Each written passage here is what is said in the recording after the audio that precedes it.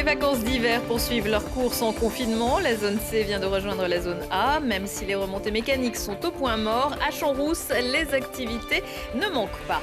Le biathlon français isérois, le sourire au championnat du monde en Slovénie. Emilien Jacquelin a conservé son titre de la poursuite et Anaïs Chevalier-Boucher est montée 2 fois sur la boîte. Et puis entrer dans la danse avec le Pacifique, mettre les mauvais moments de côté et retrouver un peu de folie pendant 5 minutes chaque jour. C'est le pari du Centre de développement chorégraphique national de Grenoble. Bonsoir à tous, ravi de vous retrouver dans ce JT du lundi 15 février 2021. Toutes les heures à partir de 18h, l'essentiel de l'actualité du Grand Grenoble. Les vacances de février sont traditionnellement la période où les stations de ski réalisent leur plus gros chiffre d'affaires, mais cette année, il a fallu apprendre à faire sans les remontées mécaniques. Alors, le moral n'est évidemment pas le même sur le domaine nordique et sur le domaine alpin. Maxime Lequeux. La rythmique est là, le déhanché nordique aussi. À Champs-Rousse, l'heure est à la décontraction. Avec un protocole strict et des remontées mécaniques toujours à l'arrêt, la station s'est fixé un objectif, proposer des animations tout en évitant le brassage des vacanciers.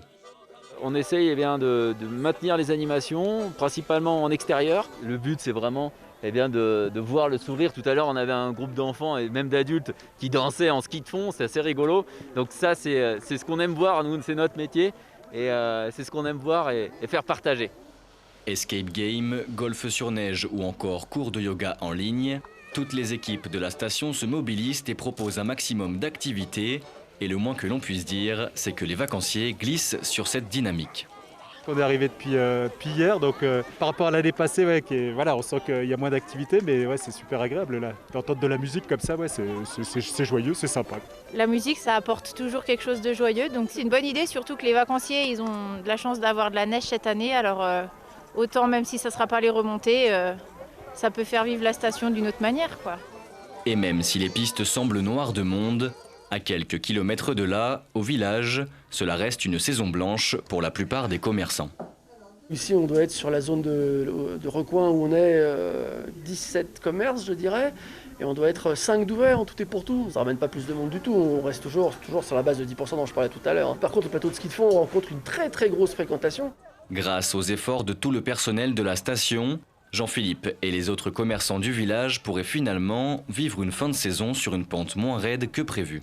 On était sur des taux de réservation qui étaient plutôt faibles la semaine dernière du fait des annonces. La clientèle ne savait pas trop encore comment ils allaient pouvoir se projeter sur leurs vacances. Donc on était aux alentours de 15 à 25% de réservation. Et on a eu une belle surprise. Donc toutes les équipes ont été un peu mobilisées, on va dire, pour les réservations. Et on monte quasiment à 70% sur le reste des vacances en fréquentation. Donc c'est des chiffres qui sont plutôt bons. Mais en revanche derrière, c'est un peu plus de l'amertume du fait qu'on a des super conditions. Beau temps, belle neige et que les remontées mécaniques ne peuvent pas fonctionner. Avec ces estimations, Champs-Rousse espère recevoir un coup de bâton inattendu et enfin sortir pour quelques semaines la tête du brouillard. Et à compter de samedi prochain, c'est la zone B qui rentrera en piste et la zone A, la nôtre, qui pliera bagage. Un dramatique incendie dimanche à Vourey, une maison située dans l'enceinte de la ferme du Mai. Une exploitation agricole biologique a été entièrement détruite par les flammes. Une trentaine de sapeurs-pompiers a dû intervenir pendant plusieurs heures. Dans les gravats, ils ont découvert un corps. Il pourrait s'agir de celui du propriétaire des lieux, Jean-Noël Roibon, âgé de 48 ans. Une enquête est en cours pour l'identifier formellement et établir les causes de l'incendie. Pause et dépause. Le ministre de la Santé et des Solidarités, Olivier Véran, a profité d'un court séjour sur ses terres samedi pour aller donner un coup de main à l'association Grenoble Foodie, dont les fondatrices étaient sur ce plateau vendredi. Sur cette journée, 242 paniers alimentaires avec une semaine de repas à l'intérieur ont été distribués aux étudiants avec la générosité des restaurateurs, fournisseurs, entreprises et d'autres Grenoblois. Autre manifestation de générosité, la Banque alimentaire de l'Isère a enregistré une hausse de dons de près de 10% par rapport à l'an dernier, mais dans le même temps, la demande a, elle, augmenté de 16%. Cette année, la collecte a eu lieu fin février. Plus de 3500 bénévoles étaient mobilisés pour recueillir près de 190 tonnes de denrées alimentaires, de quoi assurer l'aide alimentaire aux 8500 personnes bénéficiaires. C'est l'homme qui tire plus vite que son ombre. Dimanche, au championnat du monde de biathlon à Pokljuka, il n'aura fallu qu'1 minute 25 secondes et 7 centièmes à Émilien Jacquelin pour réaliser ses 20 cibles. La maîtrise du ski a fait le reste pour offrir à l'Isérois son 2e titre de champion du monde d'affilée sur cette course. Pour le Norvégien Johannes Bø, 3e de cette poursuite et leader de la Coupe du Monde, ce que le vertacomicorien a réalisé est tout simplement le plus beau tir de l'histoire du biathlon. Je suis super fier parce que je savais que ça allait être quelque chose de très dur. Comme je le répète, la poursuite c'est peut-être la course la plus difficile à aller chercher parce que ça nous demande déjà d'être présent sur le sprint et donc il faut faire 2 très bonnes courses, c'est chose faite. Pour l'instant je suis fatigué, j'ai du mal à réaliser dans le sens où je suis passé par tellement de moments difficiles, franchement, je vais pas peur de le dire, c'était quasi la dépression cet été.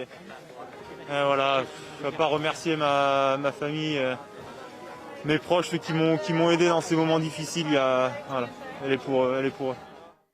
Très belle performance également pour Anaïs Chevalier-Boucher, licenciée au 7 lots, qui après sa médaille d'argent en sprint samedi a décroché dimanche le bronze de la poursuite. À suivre mardi le 15 km dames et mercredi le 20 km hommes. Autre terrain, autre jeu dans le Zap Sport, le résumé des rencontres du week-end préparé aujourd'hui par Lucille Dailly au programme rugby, hockey, foot et tennis.